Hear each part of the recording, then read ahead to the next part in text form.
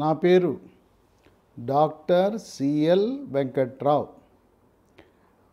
నా WhatsApp number, నా phone number 9848055806.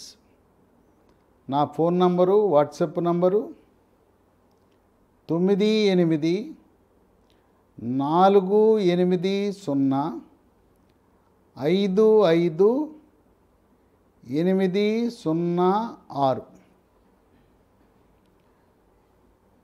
November 30న ఎన్నికల పండుగ. 5 సంవత్సరాలకు ఒకసారి మనకి ప్రతి సంవత్సరం పండుగలు వస్తాయి. ఈ ఎన్నికల పండుగ రోజు బాధ్యతాయుతముగా ఓటు వేయవలసిన కనీస కర్తవ్యాన్ని ఎవరూ మరవద్దు. గ్రామీణ వాసులు, ఆ గ్రామాల్లో ఉండే నిరక్షరాస్యులు, చదువు రాని వాళ్ళతో సహా గ్రామాలలో ఉండే విద్యావంతులు, మేధావులు, విజ్ఞులందరూ కూడా ఓటు వేస్తారు. కానీ పట్టణాలు, నగరాలకు వచ్చేసరికి ఓటింగ్ శాతం చాలా తక్కువ ఉంటా ఉంది. ఇది చాలా దురదృష్టకరం, ప్రజాస్వామ్యానికి హానికరం.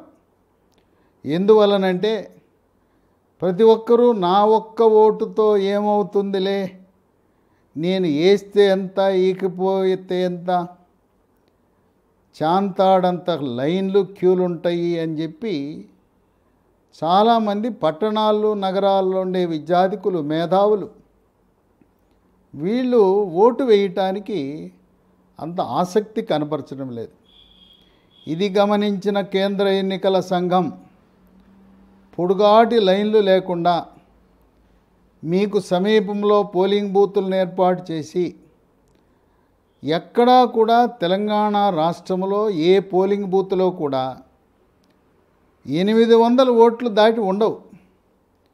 క్యూ లైన్లు తగ్గించడానికి మహిళలకు, స్త్రీలకు, వృద్ధులకు అందరికీ సౌకర్యం కోసం పోలింగ్ బూతుల సంఖ్య విపరీతంగా పెంచి ఆ పోలింగ్ బూత్లో ఓట్ల సంఖ్యను తగ్గించటం వల్ల ఎటువంటి ఇబ్బంది లేకుండా ఎక్కువసేపు పోలింగ్ బూత్ దగ్గర వేచి ఉండకుండా ఓటింగ్ వేయవలసిన అవసరం ఉంది.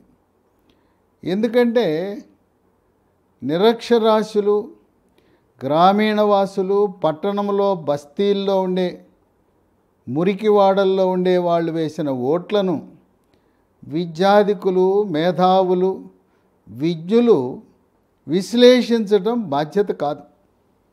మనం ఓటు వేద్దాం, మనం కూడా ఓటింగ్లో పాల్గొని తదుపరి విశ్లేషణ చూడాలి.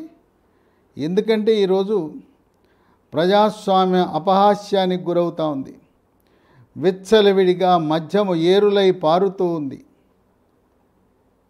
ధనం ఏ నియోజకవర్గంలో చూసినా ప్రధాన రాజకీయ పార్టీలు 30 కోట్ల నుంచి 200 కోట్ల రూపాయల వరకు ఖర్చు పెట్టి ఓటర్లను ప్రలోభపెట్టి ఆ ఒక్కరోజు ప్రజలను, అమాయకులను ప్రలోభాల ద్వారా ఓట్లు కొనుగోలు చేసే ప్రక్రియ చేస్తున్నారు. వాళ్ళేమీ వాళ్ళ తాతల ఆస్తులు, తండ్రుల ఆస్తులు కరగబెట్టి ఏమి ఇవ్వటం లేదు. ఇదంతా కూడా అవినీతి సొమ్మే, మన సొమ్మే, ప్రజల సొమ్మే. కాంట్రాక్ట్ల ద్వారా, అవినీతి అక్రమాల ద్వారా, పర్సెంటేజీల ద్వారా, అక్రమ సంపాదన, భూ కుంభకోణాలు, కబ్జాలు, తద్వారా వచ్చిన డబ్బునే జనాన్ని సంతలో పశువుల్లా కొనుక్కోవాలని ప్రయత్నం చేస్తున్నారు. తదుపరి మనం గెలిపించిన ఎమ్మెల్యేలు ఆ పార్టీలో కట్టుబడి ఉండకుండా ఏ గుర్తు మీద గెలిచారో సంతలో పశువుల్లా కొన్ని రాజకీయ పార్టీలకు చెందిన ఎమ్మెల్యేలు అమ్ముడుపోతున్నారు. బాబాసాహెబ్ అంబేద్కర్ ఆయన రచించిన రాజ్యాంగం సమాన హక్కుల కోసం నిష్పక్షపాతంగా ఎటువంటి ప్రలోభాలకు గురి కాకుండా ఓటు హక్కుని వినియోగించుకుని ప్రజల కొరకు, ప్రజల చేత, ప్రజల యొక్క అనే ప్రజాస్వామ్య విలువలకు కట్టుబడి ఉండాలని ఆయన రచించిన రాజ్యాంగాన్ని కూడా ఈరోజు ప్రధాన రాజకీయ పార్టీలు అపహాస్యం చేస్తున్నాయి. ఈరోజు ఎన్నికల షెడ్యూల్ విడుదలైన తరువాత తెలంగాణ రాష్ట్రంలో దాదాపు 800 కోట్ల నోట్ల కట్టలు, 500 రూపాయల కట్టలు, బంగారము, వెండి, మాదక ద్రవ్యాలు, ఇదంతా చూస్తుంటే గాంధీజీ కన్న కలలు. ఆనాడు తెల్లదొరలు పోయి ఈరోజు నల్లదొరలు మన మీద పెత్తనం చేస్తున్నారనేది మనకు తేటతెల్లమవుతా ఉంది. ఈనాడు ప్రజాప్రతినిధి అవ్వాలంటే కేవలం కోట్లున్న వాళ్ళు అవినీతి, అక్రమ, అరాచకాల ద్వారా డబ్బున్నవాడికే రాజ్యాధికారము, డబ్బున్నవాడే ప్రజాప్రతినిధిగా అయింది. జనసామాన్యులకు, పేదలకు, మధ్యతరగతి వాళ్ళకి, విజ్ఞులకు, మేధావులకు పాత్ర లేకుండా పోయింది. స్వాతంత్రం 1947లో వచ్చిన తర్వాత ఆనాడు డాక్టర్లు, లాయర్లు, మేధావులు, నీతివంతులు ఆ రోజుల్లో తమ సొంత ఆస్తిని కరగబెట్టి రాజకీయాల్లో సేవ చేసేవారు. ఈరోజు రాజకీయం వ్యాపారం అయింది. ఎన్నికల్లో పెట్టుబడి పెట్టు, అప్పో సొప్పో చేసి పెట్టు, వ్యాపారం చేయి, 5 సంవత్సరాల్లో ఉద్యోగస్తుల బదిలీలు, కాంట్రాక్ట్లు, కమిషన్లు, ఎక్కడ దొరికితే అక్కడ వక్ర మార్గాల్లో డబ్బు సంపాదించి ప్రజాస్వామ్యాన్ని అపహాస్యం చేస్తున్న తరుణంలో కేంద్ర ఎన్నికల సంఘం తన వంతు కృషి 800 కోట్లు, ఇంకా వారం రోజులుంది, అవి 1000 కోట్ల నల్లధనము నోట్ల కట్టలు, అవి ఓటర్లను ప్రలోభపెట్టడానికి రవాణా చేస్తున్న సమయంలో పోలీసు శాఖ ఆ తనిఖీల్లో బయటపడిన డబ్బు, వీళ్ళు తనిఖీల్లో పట్టుబడకుండా ఇంకెంత డబ్బు వెళ్ళిపోయిందో మీకు అర్థమవుతుంది. ఇటువంటి సమయంలో కొల్లాపూర్ అసెంబ్లీ, కొల్లాపూర్ అంటే ఉమ్మడి మహబూబ్ నగర్ జిల్లాకు చెందిన నాగర్ కర్నూల్, ప్రస్తుతం నాగర్ కర్నూల్ జిల్లా కొల్లాపూర్ అసెంబ్లీ నియోజకవర్గంలో ఇండిపెండెంట్గా ఈల గుర్తు, విజిల్, ఆ ఈల గుర్తుతో ఒక నిరుపేద, కడుపేద కుటుంబం నుంచి వచ్చిన ఒక నిరుద్యోగి యువతి, ఆమెని సోషల్ మీడియాలో, సామాజిక మాధ్యమాల్లో బర్రెలక్క అంటే అందరూ గుర్తుపడతారు.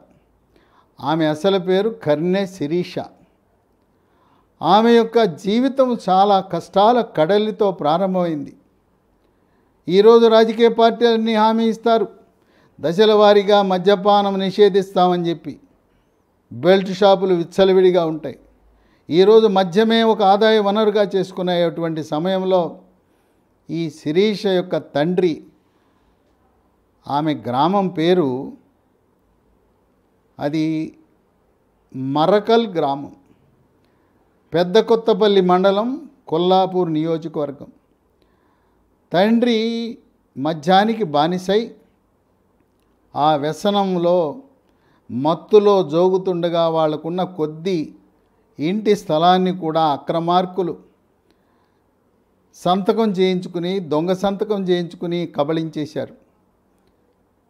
ఇల్లు కూడా లేదు. ఈ మద్యముకి అలవాటై తండ్రి కూడా అక్రమ సంబంధంతో వివాహితైన మహిళతో కుటుంబాన్ని విడిచి నట్టేడ ముంచి వెళ్ళిపోయాడు తండ్రి. ఎక్కడున్నాడో కూడా తెలియదు ఈ అమ్మాయి బర్రెలెక్క తండ్రి. అతనుండగా ఒక చిన్న ఫాస్ట్ ఫుడ్ సెంటర్ మరకల్ గ్రామంలోనే నిర్వహించేవారు. నూడిల్స్, ఫ్రైడ్ రైస్ అమ్ముకుంటూ జీవనం గడిపేవారు. ఆయన వెళ్ళిన తర్వాత అది కూడా కుంటుపడింది. తల్లికి అనారోగ్యం, తల్లికి ఆస్తమా. ఈ బర్రెలక్కకి 2 తమ్ముళ్ళు ఉన్నారు. పెద్ద తమ్ముడు, వాడికి కూడా తల్లి నుంచి జన్యుపరంగా వచ్చిన ఆస్తమా, ఉబ్బసం. ఇంట్లోనే 2 రోగులు. మందులు కొనుక్కోవడానికి కూడా డబ్బులు లేని దుస్థితి. పెద్ద తమ్ముడు డిగ్రీ పాస్ అయ్యాడు, రెండవ తమ్ముడు ఇంటర్మీడియట్ పూర్తి చేసి డిగ్రీలో చేరాడు. వీళ్ళ యొక్క బతుకు చాలా దయనీయమైనది. పస్తులు ఎన్ని ఆకలితో తినటానికి తిండి లేక ఆత్మగౌరవాన్ని చంపుకోలేక అనేక రోజులు అన్నం లేకుండా కూడా ఉన్నారు. తల్లి పిల్లల యొక్క ఆకలి మంటలను గమనించి కొన్ని సందర్భాలలో డస్ట్బిన్లో పడి ఉన్న ధనిక వర్గాలు పారవేసిన ఆహార వ్యర్థాలు, అన్నము కూరల్ని వాటిని శుభ్రం చేసి, సాధారణంగా డస్ట్బిన్లో మనం వేసిన అన్నము కానీ కూరలు కానీ పందులు పెంచుకునే వాళ్ళు తీసుకువెళ్ళి పందులకు వేస్తారు. అటువంటి ఆహారాన్ని కూడా తెచ్చి శుభ్రపరిచి పిల్లలకి కడుపు నింపిన మహనీయురాలు ఆ తల్లి. మగడు వదిలి వెళ్ళిపోయినా, అడ్రస్ కనపడకపోయినా, ఎక్కడున్నాడో తెలవడు ఆ మహానుభావుడు. ఈ బర్రెలక్క తండ్రి ఈనాటికి కూడా ఇంత జరుగుతున్నా, కొల్లాపూర్లో ఇంత గందరగోళం జరుగుతూ ఉన్నా ఆ మహానుభావుడు ఈనాటికి కూడా ఇంటికి రాలేదు. ఎక్కడ ఉన్నాడో కూడా తెలవని పరిస్థితి. ఈ బర్రెలక్క శిరీష ఆమె డిగ్రీ పూర్తి చేసింది. అబ్బా, తెలంగాణ రాష్ట్రం ఏర్పడింది, మన బతుకులు బాగుపడతాయని భావించారు కాకతీయ ఉస్మానియా యూనివర్సిటీ విద్యార్థులు. ఈ రోజున తెలంగాణ రాష్ట్రం ఏర్పడిందంటే 1400 మంది, ముఖ్యంగా అధిక శాతము విద్యార్థుల ఆత్మ బలిదానాలపై ఈనాడు మన తెలంగాణ రాష్ట్రం ఏర్పడింది.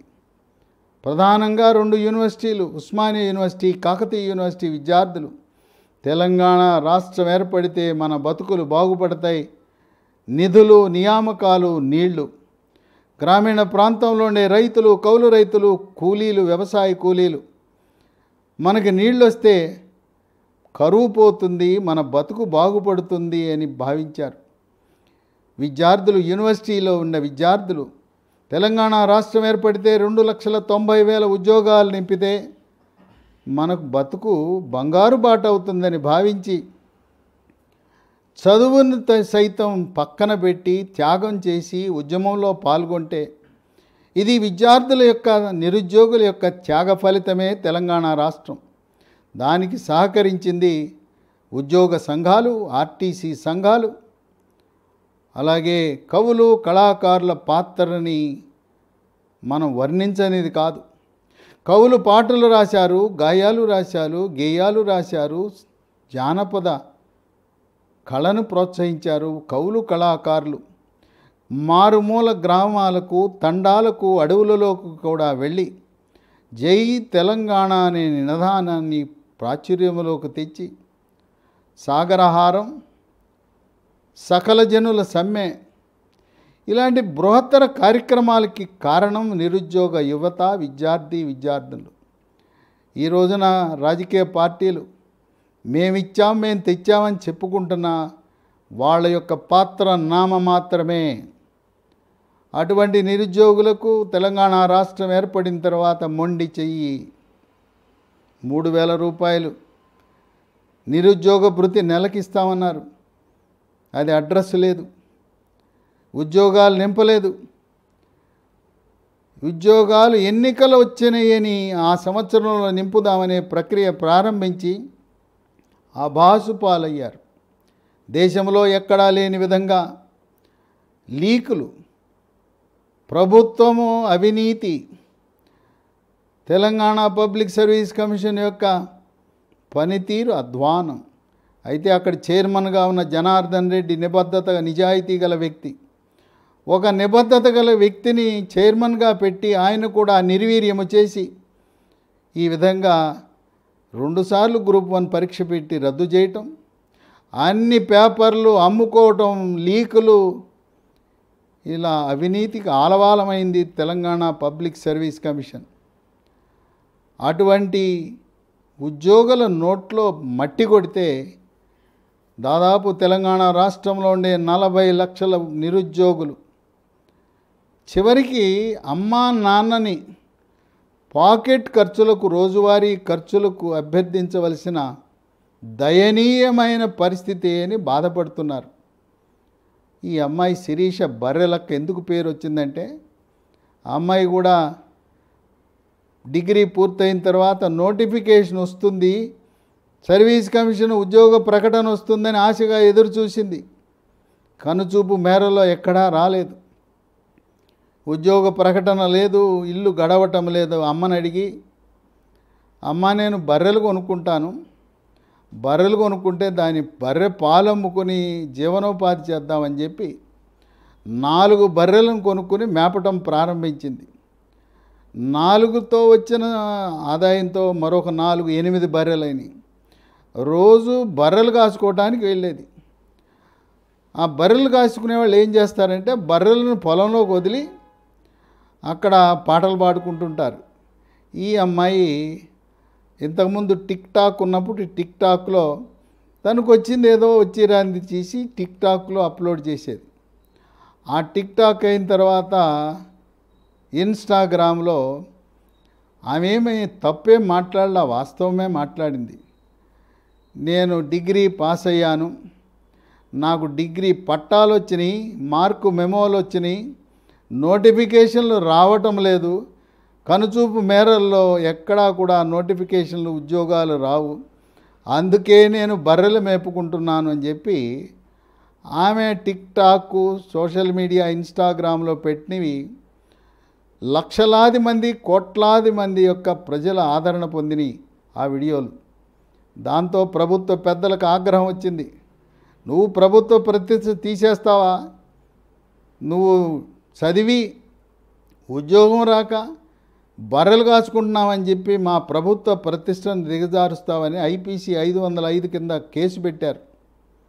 ప్రభుత్వ పెద్దలు సహాయం చేయవలసింది పోయి ఆమె వాస్తవం మాట్లాడింది. నాకు డిగ్రీ పాస్ అయ్యాను, ఉద్యోగం రాలేదు, మరి గేదెలు కాచుకుంటున్నా, బర్రెలు కాచుకుంటున్నా అని చెప్పి ఆ విధంగా ఆమె బర్రెలక్కని ప్రాచుర్యంలోకి వచ్చింది. ఇక అలా గత 2 సంవత్సరాలుగా సోషల్ మీడియాలో ఎక్కడ చూసినా బర్రెలక్క బర్రెలక్క. ఆమె అసలు పేరు శిరీష్ అని చాలామందికి తెలియదు.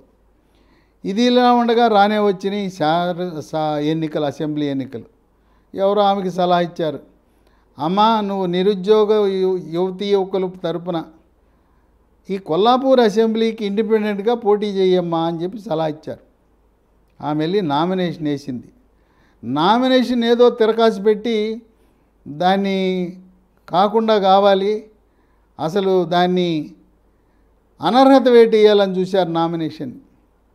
రిటర్నింగ్ ఆఫీసర్లు అన్నీ బాగున్నాయి, మేమేం చేయలేం, అన్ని అర్హతలు ఉన్నాయి, ఆమె పోటీ చేయడానికి అర్హత ఉంది, వయసు పరంగా అర్హత ఉంది, ఆమె వయసు 25 ఏళ్ళే, అన్నీ సక్రమంగా ఉన్న నామినేషన్ పత్రాన్ని మేము తిరస్కరిస్తే మా ఉద్యోగం పోతుంది, మమ్మల్ని ఎవరు కాపాడలేడు అని చెప్పి ఆ రిటర్నింగ్ అధికారి ఆమె యొక్క నామినేషన్ సక్రమంగా ఉందని చెప్పి ఈల గుర్తు కేటాయించారు. ఆ ఈల గుర్తు కేటాయించడం, ఈమె ఇండిపెండెంట్గా పోటీ చేయటం, చేతిలో చిల్లి గవ్వలేదు. వాళ్ళకున్నది తడికెల గుడిసె. ఆ తడికెల గుడిసెలోనే ఒక మూల ఫాస్ట్ ఫుడ్ సెంటరు, అక్కడే నివాసం. వర్షం వస్తే కారుతూ ఉంటుంది. ఇక చలి వచ్చిందంటే అక్కడ దుప్పట్లు కప్పుకున్నా చలి ఆగదు. ఇటువంటి పరిస్థితుల్లో కొంతమంది సోషల్ మీడియాలో ఉండే విజ్ఞులు, మేధావులు ఆమెను ప్రోత్సహిస్తుంటే ఊరోళ్ళు, చుట్టుపక్కల వాళ్ళు, మీ కూటికి గతి లేదు, తినటానికి గతి లేదు, మీకెందుకు రాజకీయాలు? రాజకీయాలంటే కోటీశ్వర్లకి, పెద్ద పెద్ద కులాలకి, అవి దొరలకు, రెడ్లకు, డబ్బు బాగా కోట్లు కోట్లు 100 కోట్లు ఉన్న వాళ్ళకే రాజకీయం, నువ్వు తినడానికి తిండి లేదు, నీకెందుకు అని చెప్పి ఆమెను కొంతవరకు నిరుత్సాహపరచడానికి ప్రయత్నం చేశారు. అయినా కూడా పట్టు వదలని విక్రమార్క అన్నట్టుగా ఆమె ఆత్మధైర్యంతో నిరుద్యోగ యువత తరపు ప్రతినిధిగా నా వంతు ప్రయత్నం చేద్దామని చేతిలో చిల్లిగవ్వ లేకపోయినా నామినేషన్ వేసి ప్రారంభించింది ప్రచారం ప్రారంభించిన మొదటి రోజే అనూహ్యంగా అనేక మంది మద్దతు.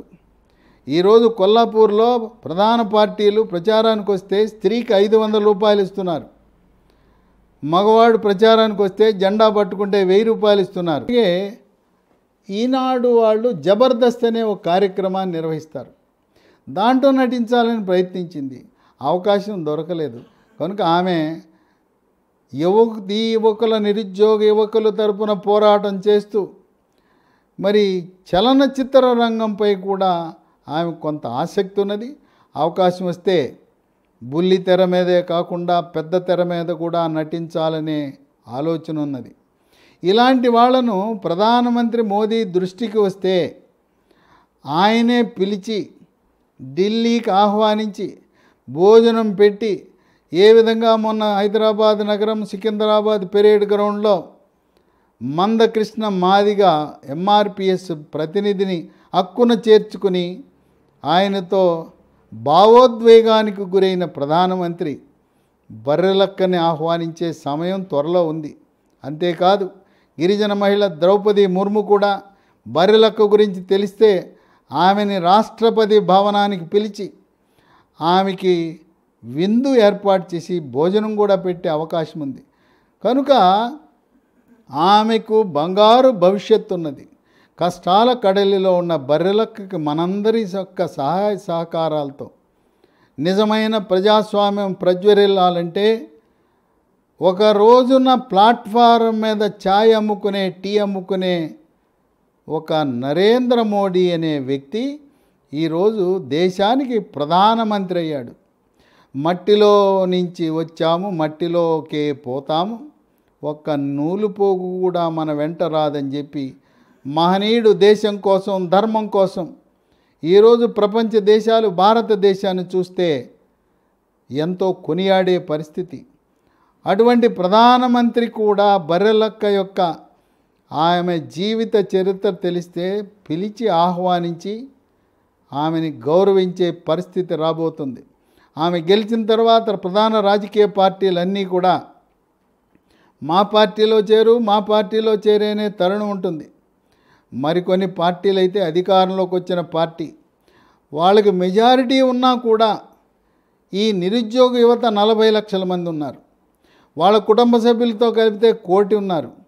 రాబోయే పార్లమెంట్ ఎన్నికలు ఏప్రిల్ మేలో జరిగే పార్లమెంటు ఎన్నికలకు కూడా ఈమె యొక్క ప్రభావం ఉంటుందని రాజకీయ పార్టీలు ఆమెను పార్టీలో చేర్చుకోవటానికి పోటీ పడతారు. గెలిచిన తర్వాత ఆమె మంత్రి అయినా కూడా ఆశ్చర్యం లేదు, క్యాబినెట్లో స్థానం లభించిన ఆశ్చర్యం లేదని విశ్లేషకులు భావిస్తున్నారు. ఏది ఏమైనా ప్రజాస్వామ్యం నెగ్గాలి, పేదలు కూడా చట్టసభల్లోకి వెళ్ళాలి. ఇది కోటీశ్వర్లు, కొన్ని కులాల జాగీర్దారు కాదు, అందరూ ఉండాలి. అందుకే ప్రధానమంత్రి మోదీ ధైర్యంగా తెలంగాణ రాష్ట్రంలో ఒక బీసీ ముఖ్యమంత్రి, మొదటి బీజేపీ ముఖ్యమంత్రి బీసీ ముఖ్యమంత్రి అని ప్రకటించడం హర్షణీయం. అందువల్ల ప్రజాస్వామ్యవాదులు మీరు ఓటు హక్కును వినియోగించుకోండి. వినియోగిస్తూ మీకు తోచిన సహాయం ఎంతో కొంత ఆమెకు సహాయం చేయండి. మరొక్కసారి చెప్తున్నాను, ఆమె అకౌంట్ బ్లాక్ చేసిన కారణం వల్ల నాకు అనేకమైన ఫోన్లు వస్తున్నాయి. వాళ్ళకి చెప్తున్నాను, ప్రస్తుతం 9177300601 అకౌంట్కి గూగుల్ పే కానీ ఫోన్పే కానీ పంపండి. ఒకవేళ కుట్రపూరితంగా ఈ నంబర్ను కూడా బ్లాక్ చేస్తే నా నంబరుకు పంపండి. నా నంబరు 9848055806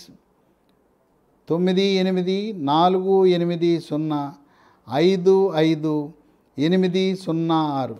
కూటికి గతి లేని తడికల గుడిసెలో నివసించే బర్రెలక్క ఆమె శాసనసభలోకి వెళ్తే అది మన తెలంగాణ రాష్ట్రమే కాదు, తెలుగు రాష్ట్రాల్లోనే కాదు, దేశంలోనే కాదు, గిన్నీస్ బుక్ ఆఫ్ వరల్డ్ రికార్డ్స్లో ఆమెకి ప్రవేశం దాంట్లో పొందుపరచబోతున్నారు. అందువల్ల ఆమె గెలిస్తే మనం గెలిచినట్లే, ప్రజల గెలిపే ఆమె గెలుపు. ఆమె గెలవబోతూ ఉంది, శాసనసభలో ప్రవేశించబోతూ ఉంది. కొల్లాపూర్ వాసులు బయటపడరు, వాళ్ళని బెదిరిస్తున్నారు. మీరు బర్రెలక్క వెనకాల తిరిగితే మీ రేషన్ కార్డు తీసేస్తాం, రైతు బంధు పోతుంది, దళిత బంధు పోతుంది, ప్రభుత్వ పథకాలు వీళ్ళు జేబులో డబ్బిస్తున్నారా? ఆ ప్రభుత్వ పథకాలన్నీ కూడా మనం ఇచ్చిన పథకాలు. ఇక ఇప్పుడు ఈ అకౌంట్ బ్లాక్ చేశారు. ఈ అకౌంట్ బ్లాక్ చేయడానికి కారకులు బ్యాంకు వాళ్ళు. బ్యాంకు వాళ్ళు ఎందుకు బ్లాక్ చేశారనేది దీన్ని ప్రధానమంత్రి దృష్టికి, కేంద్ర ఆర్థిక శాఖ మంత్రి నిర్మలా సీతారామన్ దృష్టికి తెచ్చి రిజర్వ్ బ్యాంక్ గవర్నర్ కూడా లిఖితపూర్వకంగా రాసి ఈ శిరీష బర్రెల అకౌంట్ని బ్లాక్ చేసినందుకు ఫోన్పే, గూగుల్ పే వాళ్ళపై కఠినమైన చర్యలు తీసుకునేలా, వాళ్ళను వదలకుండా వాళ్ళపై కూడా చర్యలు, వీళ్ళు ప్రధాన రాజకీయ పార్టీలతో వాళ్ళకు అండగా నిలుస్తూ ప్రజలు స్వచ్ఛందంగా ఇచ్చే విరాళాలు రాకుండా చేసిన బ్యాంకులు కూడా అవరోధంగా నిలవటం, ఈ బ్యాంకుల పట్ల ప్రజలకు విశ్వాసం ఉంది. ఇది ప్రధానమంత్రి గారి డిజిటల్ మిషన్ అనే పథకం కింద యూపీఐ కింద ఫోన్పే, గూగుల్ పే పెడితే దాన్ని దుర్వినియోగం చేస్తున్నారు కొంతమంది బ్యాంక్ అధికారులు. ఇప్పటికైనా వారు గమనించి తక్షణమే శిరీష యొక్క ఫోన్పే, గూగుల్ పే అనుమతి ఇవ్వాల్సిన అవసరం ఉంది. ఆమెను అనేక రకంగా ఇబ్బందులు పెడుతూ చంపుతామనే బెదిరింపులు ఉన్నాయి కనుక కొల్లాపూర్ రిటర్నింగ్ అధికారి, ఎన్నికల రిటర్నింగ్ అధికారి,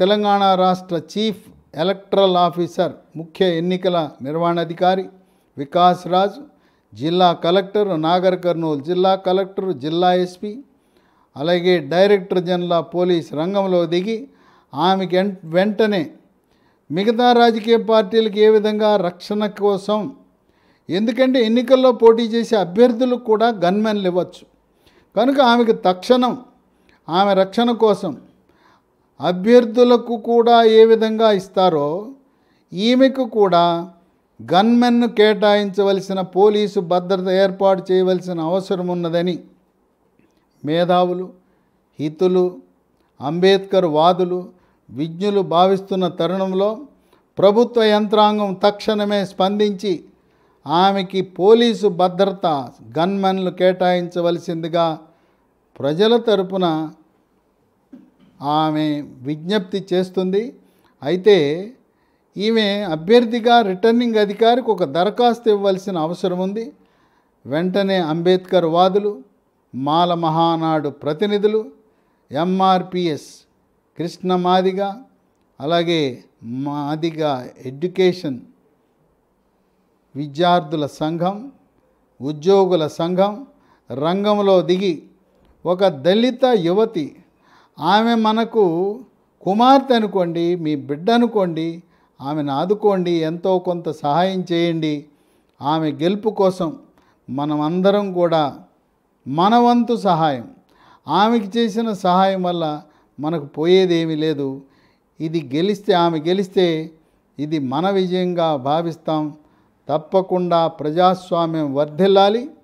మీరు మాత్రం 30 నవంబర్న ఓటు వేయటం మీ నియోజకవర్గాల్లో మరవద్దు. ఎన్ని పనులున్నా ఆ సాయంత్రం గడువు లోపల ఓటు వేసి ప్రజాస్వామ్యం ప్రజ్వరిల్లేలా సహకరించమని విజ్ఞప్తి చేస్తున్నాను.